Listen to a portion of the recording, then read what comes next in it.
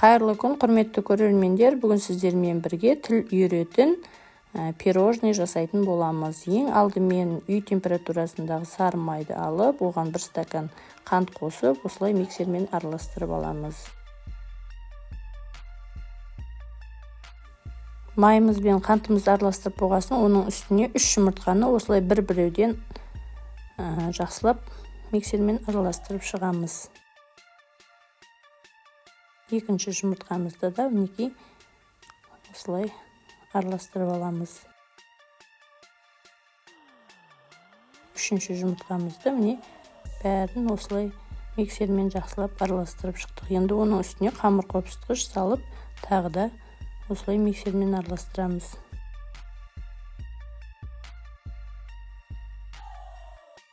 Енді оның үстіне жарты кесе жылы сүт құйып, тағы да жақсылап араластырып аламыз.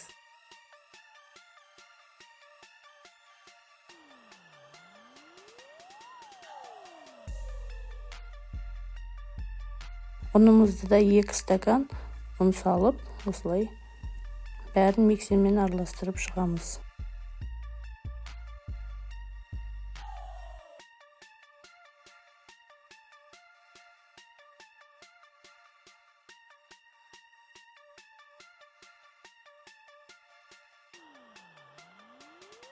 Осылай қамырымызды дайындап аламыз. Сұйық қамыр болады осылай.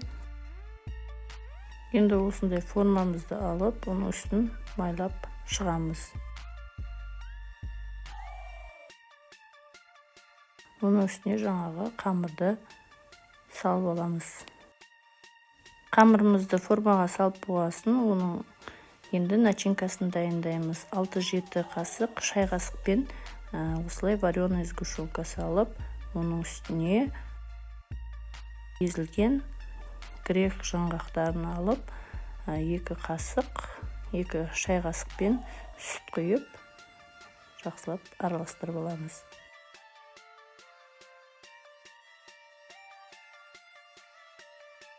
Енді дайындаған начинкамызды осылай қамырдың үстіне осылай салып шығамыз.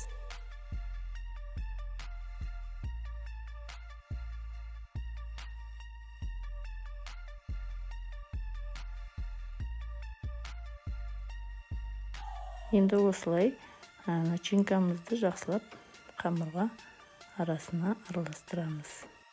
Осылайша начинкамызды араластырып болып, 150 градуста 40-45 минут аралығында пісіріп аламыз. Астын жай қойып қоямыз, себебі арасы піспей қалуы мүмкін. Міне біздің пирожныйымыз дайын. Енді оның үстіне қайтадан вареная сгущенка жағып шығамыз.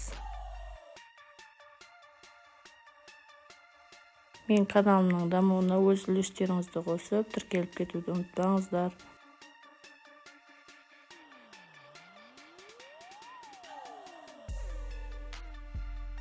Вареная сгущенкаларымыз жағып болдық. Енді оның үстіне жаңғақ сеуіп шығамыз.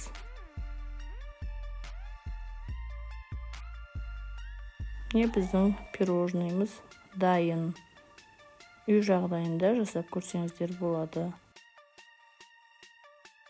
Өте керемет, дәмі торт сияқты пирожный дайын болды.